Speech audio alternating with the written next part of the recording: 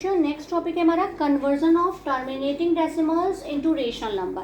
अभी हमने क्या पढ़ा था, रेशनल नंबर को कैसे टर्मिनेटिंग में कन्वर्ट करें और रेशनल नंबर को कैसे नॉन टर्मिनेटिंग रेशनल नंबर में डेसिमल में कन्वर्ट करें।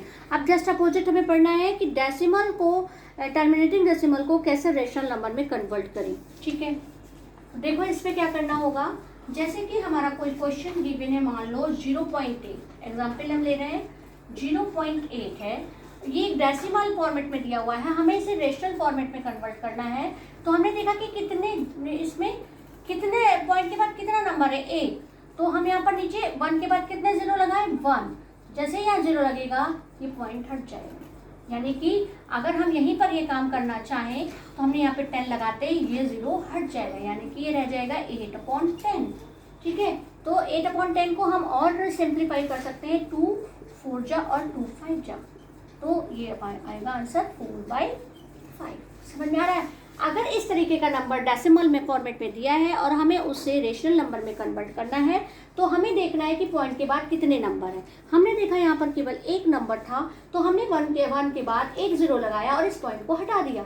ये पॉइंट हटते ही ये क्या बन गया, 8/10। 8 के इधर वाले जीरो की कोई वैल्यू नहीं है, 10 जीरो लगा तो कोई वैल्यू नहीं है, तो 8/10 बना। अब हमने देखा कि 2 की टेबल में आ रहे हैं, तो हमने इसको सिंप्लीफाई कर लिया, इसको रिड्यूस करके हम एक सिंपल फ्रैक्शन में ले गए। तो this is the 4/5, this is the rational number when we convert the given decimal to the rational number, do this method. Okay, now next एक और देख लेते हैं। इसी में मान लो 0.35 दिया है और हमें कहा गया कि इसको रेशनल नंबर में कन्वर्ट करो, तो हमें क्या करना है, देखा पॉइंट के बाद कितने नंबर है, 1 और 2, तो 1 के बाद कितने जीरो, 2, तो पॉइंट हट गया। ये जब हट गया तो ये बना 35/100। ठीक है, 35/100 बना, तो हमने देखा कि 5 की टेबल में आ रहा है, 5 7 जा और 5 2 जा।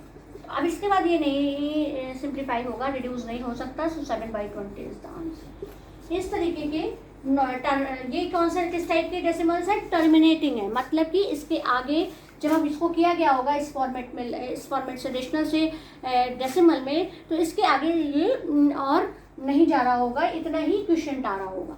ठीक है, तो इसीलिए इसे टर्मिनेटिंग कहा गया, उसके आगे नहीं। अब हम करेंगे नॉन टर्मिनेटिंग डेसिमल्स को रेशनल नंबर में कन्वर्ट। ठीक है, नॉन टर्मिनेटिंग को भी करके देखते हैं। यहाँ पर अभी टर्मिनेटिंग का ही दिया है कि टर्मिनेटिंग डेसिमल को कैसे हम नॉन टर्मिनेटिंग में करते हैं।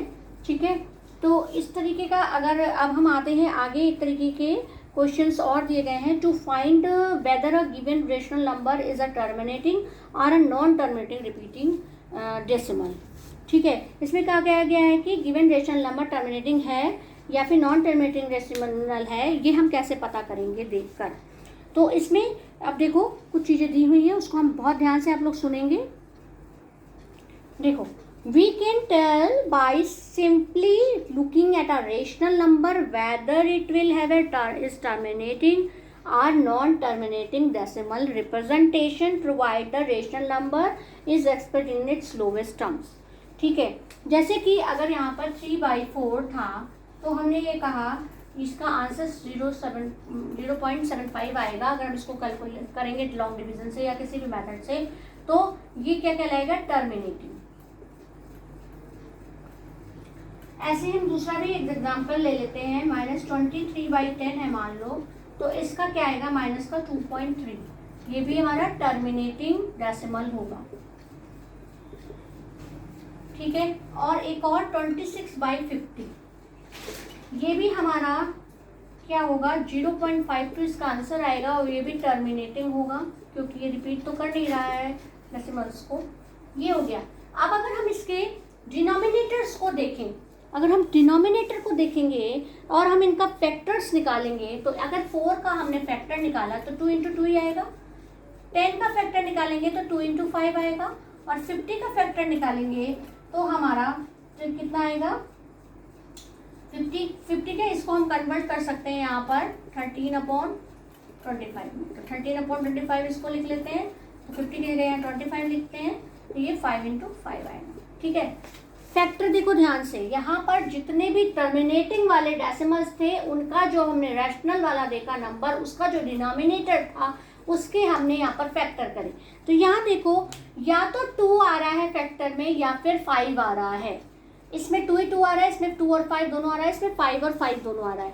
तो किसी भी केस में और कोई नंबर नहीं आया, 3 है, 5 7 है, 6 है, ये सब नहीं आ रहे हैं, सीधे सीधे आ रहा है 2 या 5। तो जिन याद रखो अच्छे से, टर्मिनेटिंग डेसिमल वही होंगे। टर्मिनेटिंग डेसिमल हम कैसे पहचान लेंगे? केवल रैशनल नंबर को देख के उसके जो डिनोमिनेटर होंगे उनका हम फैक्टर निकालेंगे। अगर वो टर्मिनेटिंग डेसिमल है तो उनके फैक्टर्स में 2 और 5 के अलावा कोई और नंबर कभी भी नहीं आएगा। अगर और कोई नंबर आ गया तो वो नॉन टर्मिनेटिंग डेसिमल्स कहलाएंगे। ठीक है, तो इनमें देखो 2 या 5 ही आ रहा है तीनों में फैक्टर, तो अभी तो ये टर्मिनेटिंग है। यहाँ पर हम अगर हम ये बिना देखे भी, बिना कुछ करे भी, कैलकुलेट करे, हम इनको बता सकते हैं कि ये टर्मिनेटिंग है या नॉन टर्मिनेटिंग है। अगर टर्मिनेटिंग है तो 2 या 5 ही इसके फैक्टर में नंबर आएगा और कोई नंबर नहीं आएगा। आप इसको चेक भी कर सकते हो। ठीक है, ये तो था कि टर्मिनेटिंग है और हम कैसे चेक करें कि टर्मिनेटिंग ही है बिना कुछ करें, ये सब ना करें और सिर्फ फैक्टर फ्रैक्शन में दिया हुआ है, रेशनल नंबर दिया हुआ है, तो हम कैसे बताएंगे कि ये टर्मिनेटिंग है या नहीं है, हम कैलकुलेट ना करें। ऐसे क्वेश्चन है without calculation tell the terminating और नॉन टर्मिनेटिंग फैक्टर्स। ठीक है, अब आगे आते हैं कि कैसे हम अब अगर तुम्हें डाउट है तो एक एग्जांपल ले लेते हैं नॉन टर्मिनेटिंग का, और उसको भी हम देख के बता सकते हैं। उसमें 2 और 5 के अलावा नंबर्स आएंगे उसके फैक्टर्स में। ठीक है, वहाँ तक समझ में आया। अब आगे देखो, here we observe that in case of terminating decimal the only prime factor of the denominators are 2 और 5। या तो 2 होगा या 5 होगा, ये हमने देख लिया टर्मिनेटिंग वाले में। अब now we let us consider the decimal representation of 5/3 - 12/11 3/7। ठीक है, तो 5/3 का जब हमने करा तो अगर ये आएगा, ये नॉन टर्मिनेटिंग है। तो -12/11 का करा तो ये आया, इस जो भी नॉन टर्मिनेटिंग है आगे आता चला जाएगा बार बार यही 0909। इसमें 428571, फिर 428751 बार बार रिपीट होगा। ठीक है, तो इस तरीके से अगर हुआ तो ये नॉन टर्मिनेटिंग है। हम इसको देख के कैसे बताएंगे, जैसे कि हम टर्मिनेटिंग में बता रहे थे कि 2 और 5 ही उसके डिनोमिनेटर का फैक्टर आएगा। अब इसमें क्या आना चाहिए, अगर हमने 3 लिया तो 3 का क्या आएगा, 3 का 3 आएगा फैक्टर, 11 का 11 ही आएगा हमारा फैक्टर, और 7 का 7 ही आएगा हमारा फैक्टर। अगर मान लो एक और ले लेते हैं हम, एक और ले लेते हैं कोई टर्म, -5/18। ठीक है, तो इसका हमारा क्या आएगा, यहाँ पे 02777 ऐसे आएगा, ये भी नॉन टर्मिनेटिंग है। 18 का हमारा फैक्टर करेंगे तो कितना आएगा हमारा, कितना आएगा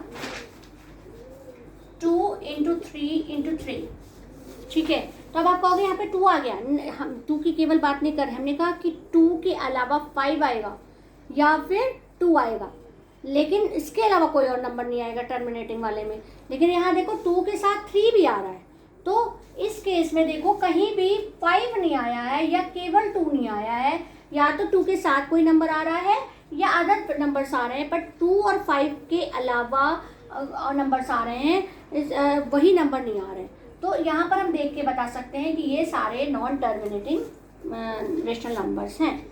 If the denominator of the rational number, which is lowest term, has no prime factor other than 2 or 5, the rational number has a terminating representation. If the denominator has some prime factors other than 2 or 5, the rational number has a non-terminating repeating decimal representation. ठीक है, तो 2 के अलावा कुछ ना और numbers हों 5 के, 5 ना हो या 5 हो भी तो भी उसके अलावा कुछ और नंबर भी उनके साथ ऐड हो रहे हो तो वो नॉन टर्मिनेटिंग है, और केवल 2 और 5 के फॉर्मेट में दिया हुआ है तो वो हमारा टर्मिनेटिंग फैक्टर, टर्मिनेटिंग डेसिमल होगा। ठीक है, तो अब हमारे पास बहुत सारे क्वेश्चंस हैं जो कि अब हम आगे करेंगे एक्सरसाइज 5.6 में।